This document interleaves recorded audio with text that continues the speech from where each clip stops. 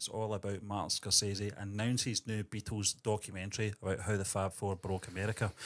Martin Scorsese's documentary Beatles 64, directed by David Tedeschi, will premiere on Disney Plus on November 29th, 2024. The film, co-produced by surviving Beatles, Paul McCartney and Ringo Starr, chronicles the Beatles' first visit to America in February 1964. When Beatlemania swept across the US, it featured their arrival at Kennedy Airport, their iconic debut on the Ed Sullivan Show, and performances at Washington DC Coliseum.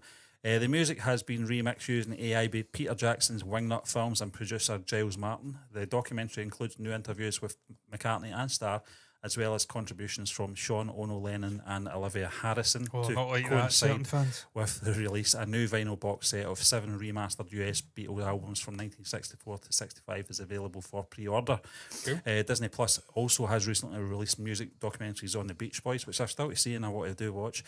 Bruce Springsteen again, I want to see, and John Williams. So Bruce is a weird one. I have to really do a deep dive in Bruce. I know he's major hits, and he's such a cool guy. And that Telecaster and just the band still touring to this day. I'd love to see him live before he ends it. John Williams, as well, is one of the other ones they're covering. I've seen the trailer for that, and it looks documentary phenomenal. about John Williams, the composer. Yeah, it looks incredible. What a phenomenal John, documentary. Before I let you in, obviously 10 years ago we got 8 Days a Week from Ron Howard, covering the same topic of conversation. So from my point of view, I totally forgot about that. I'm not excited about this, I've got to be honest with you. It's Scorsese though, isn't it? What can he bring up that's not already been brought up before, John? We've had different versions. It's a story though. It's the same story every time. It's the same footage every time. The things I am interested in is obviously the AI stuff from Peter Jackson and Giles Martin. The audio is what I'm sort of really interested in. The rest of it, I couldn't really care less. You know, I've seen everything I needed. I saw on the Beatles anthology, and anything that was sort of concentrating on that period in time was already done in 8 days a week. What I would hope is with Peter Jackson and his company also doing miracles with the visual and the audio side, helping the likes of Giles Martin out, that we could get sort of cooperation with all parties involved, maybe tart up the footage, give it a new lease of life, maybe colorise or something. Like, just do something different to give us something fresh. But with Scorsese, Stephen, it's just, as soon as you put Scorsese in a documentary in the same sentence, I'm immediately thinking No Direction Home, thinking the Stones one. But it's the Stones one I didn't like. I liked the Stones one. I thought it was fucking like good. It. I liked the way they used excerpts from the live show. It was what it reformat it. People were expecting a No Direction Home style, and he did the total opposite. He did a live show with obviously the archival stuff. I get that, but I mean, it'd be interesting to see how he does tackle it, I suppose. But the issue you've got with the Beatles is, again, 2 of the 4 are gone, and a lot of the main players are now gone. Yeah. The likes of Brian Epstein's been gone for 60 years now. Yeah, Aspinall. Yeah. Aspinall's gone. Mal Evans is gone. Derek Taylor's gone. All the sort of side powerhouses. And no harm to Sean Ono Lennon or Olivia Harrison, but they didn't live it. No, they didn't live it. So what are they going to add to it? So you've lost stuff that is figures who could contribute to their experiences that's maybe a little bit different to same old shit you get from Macca and Ringo. Yeah. And even John, the archival stuff from the 70s and whatnot. Harrison, the little he maybe spoke on it, because he never really spoke on the Beatles, did he? Not a huge amount. He just, once he was done, he was kind of done. I think he was glad to be fucking rid of the Beatles, to be honest. I can't think of many times George spoke about the Beatles after the Beatles. Obviously, if you get stuff from looking at the Ed Sullivan Show, watching the likes of that boy or this boy, fucking this boy, that boy, that's boy. And he's laughing at the gulping and all the little things going on, but he's never really one to just go back and nostalgically, I don't know, I was going to say something there that's not appropriate, hit the vinegar strokes over the good old days in the Beatles. That's not really what George was about. So right off the bat, you're maybe a little bit fucking late for this. With the Stones, it's different, because it was only really Brian Jones that was gone. All the other primary figures that lived it were alive and kicking. Likes of Keith Richards, Mick Jagger, Charlie Watts, fucking Bill Wyman. They were all there. Mick Taylor, if they want to go and speak to him, they're all fucking there. Yeah. And you can go and pick their brains and get their side of events. Bob Dylan, still there. Yeah. So you're struggling with the Beatles. The thing is as well, I've always got Yeah, look, Rolling Thunder and Review. We never did watch that, did we? Thunder Review. It was on Netflix for such a long time, John. And I we actually did No Direction Home. Was that Scorsese? Yeah, he did do that. It was different periods in Dylan's career, but I can't remember what I was saying. What was I saying? I don't know. I've lost the plot. I keep cutting in. I can't remember what I was talking about. What was I talking? I can't remember. I can't remember what you're talking about either, Steve. I'm not going to lie. It was in terms of obviously the narrative, John, coming from Paul McCartney. Yeah, I'm always a bit paranoid when it comes to Macca, and I love Macca. Don't get me wrong. Before he is rewriting history, but since George's passing in 2001, he keeps bringing things up every couple of years about how his input and come together, how his input in my life. Blah blah blah, all the sort of Lennon sort of orientated stuff, and it always concerns me when they talk about the possibly could be getting Peter Jackson in to do a special edition for the Beatles anthology, and I went, fine, as long as it's tarting up the audio, tarting up the visuals, I don't mind, but don't have new interviews or anything like that, because George isn't there to say otherwise in terms of the narrative. Don't change the narrative is what I'm saying. I think it was George that said in the anthology, it's always going to be difficult when you've got four people telling the same story from their perspectives, and there's got to be a compromise. George and John aren't there now, so where is the compromise with Olivia and Sean? I don't buy that. Yeah, Sean wasn't even alive, so I don't know how he can speak on it from any great authority. By all accounts, Yoko, who wasn't alive, or what she was alive, wasn't there, a part of the Beatles during that era when they were breaking into America for the first time. She's not really, I think there's some, maybe, I don't know, she's got dementia or something, there's some memory issues. She's old as fuck now, Yoko, let's be honest, she's knocking on 100 or something like that. I don't know how old she is, but 93. Yeah, she's in her 90s. Yeah, she's like 91, 92 or something. I think she was 8 years older than John, and John would have been 84 last week. Yeah, so she's like 92, yeah.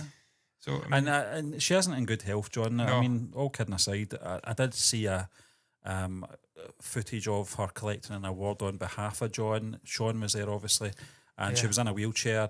And no harm to the lady. I don't think she knew where she was half the time when she was talking, which is sad to see. Someone as sharp as that, seeing that deterioration. Happens to everyone, after a certain and that age. footage was probably from about 3 or 4 years ago. Yeah. So. Yeah, I know that Sean's obviously took over the estate now, so I get that why he's involved in this. But in terms of input, I don't really want to hear Sean Lennon. It's like Giles Martin talking about the Beatles in the 60s and stuff like that. I love Giles Martin. I think he's a great guy, but he wasn't there. He could only, it's hearsay from his father. That's another one we've lost. Yeah, George Martin, he's not there, so he's no longer with us. So he can't provide his sort of input into the. I don't think he had much input in the actual touring side of things anyway, to be fair. But Stephen, it's always an era of the Beatles that I love, the breaking into the US, making it massive, just the concept. One thing I don't think they've really touched upon, I don't think they can anyway, because they've not got any footage, but just that time, in, I think it was Paris or France, when they get the news that they've got a number one. Yeah. Just, I'd love to have seen something there capturing the spirits of them. It's fucking buzzing. One of the best bits about the anthology is when they talk about that. They talk about that and just whining and dining after gigs and whatnot. That's how Lennon was getting fat and obviously getting over. But I love that era, man. I love the plane trips and Will Bob and stuff like that. Yeah. And Macca trying to fit chairs into suitcases. You get to see their personality. I love the bit in the limo, John, when they've got the radio. And he's listening. I think it's Murray the K. Yeah. They're going to be here tomorrow. We don't know anything about this. Do you know anything about this? No, I don't know anything about this. It's getting the personality of them, because during the Beatlemania, they were very much personas. Yeah. And they had, it was like, John, he's this, and there's a quiet Beatle, and this is, there's a heartthrob. It's just, they had personas, but you got to see the personality of them. And I mean, I'm talking about the fucking original documentary. I can't remember the name of it. The US one, where they do, it follows them in the hotel room and whatnot, and them touring. And I think, is that the same one they asked Ringo? One, No, it's the one before that. There was one before that again, wasn't there? US tour one. Pretty sure there was. All right, okay. Because it was on. I may be tripping. It may be 8 days a week. I don't know. I don't remember. I just It remember used to be on YouTube. Yeah, because you used to see Macca with the painting. Look, Ringo, I've done a painting. Yeah, all of that. Oh, look, here's another. Because that was part. Yeah, 8 days a week. On the US tour. That's why I can't understand this. The making of this. I don't want to ruin it for you, John, but You seemed quite excited about it. But, no, I'm looking forward to seeing what Scorsese does. But you're kind of right, Stephen. What more can you fucking realistically do? It's something that's been. I mean, I can't be a hypocrite and say that Hollywood's ripping the arse out of franchises and doing the same thing again.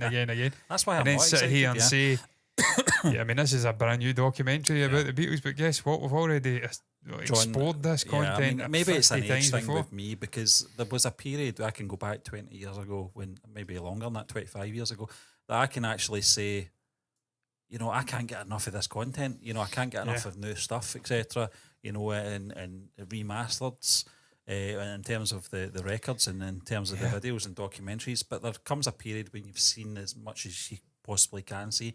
Occasionally you might see something, not seen that before, but it's very rare now because you just sort of you just take it all in, you know, as the years go on, and I'm not excited about it, but your name here says a full Lennon documentary would be great. Is that something we've ever had? We had Imagine. And that was a fantastic documentary. It was, John, but it was weird as well. It was well, yeah, it's going to happen when Phil Spector's in a building, isn't it? You've got Cynthia in there, you've got Julian, you've got Yoko, you've got Sean in there, all giving their perspectives. But I don't know. I mean, maybe it's time for a new one. I don't know, but I think Lennon's legacy over the years is certainly changed in terms of perspective from that period of time. A lot more haters out there. I think it's a political thing more than anything. But you know what, Steve, that's the one thing I would criticise Yoko for. And I don't criticise her for many things. I don't think she split the Beatles up. I think that's a myth. I think they came to their creative end. They were all mad. I mean, it was like expedited maturing.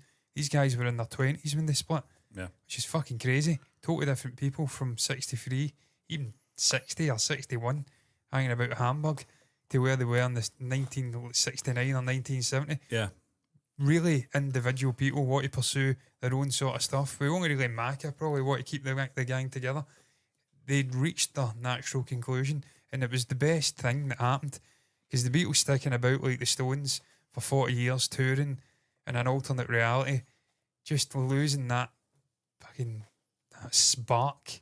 It's just that shit. We've seen that with Bowie, we've seen it with Elton John, just these great names from the 60s not hanging the coat up at the right time, and they just, I don't know, they lose something. The Beatles are never going to have that. They went out at the top of their game. Yeah. I don't blame Yoko for that, but she's white. I think she's been actively involved in whitewashing Lennon's sort of legacy, his darker sides, his personality. The real fans of Lennon and the Beatles know what the guy was like. They know that he had a really troubled upbringing. He lost his mother, he lost his father, he fucking walked out on him. He had a really turbulent life, and he was a fucked up human being, like all human beings are. We've all got demons and issues and crosses to bear.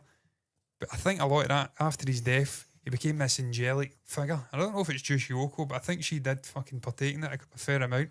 Yeah. Changing who Lennon was to being this holier than thou, third coming of Jesus Christ. He wasn't that. He was a human being. He fucking had addiction problems.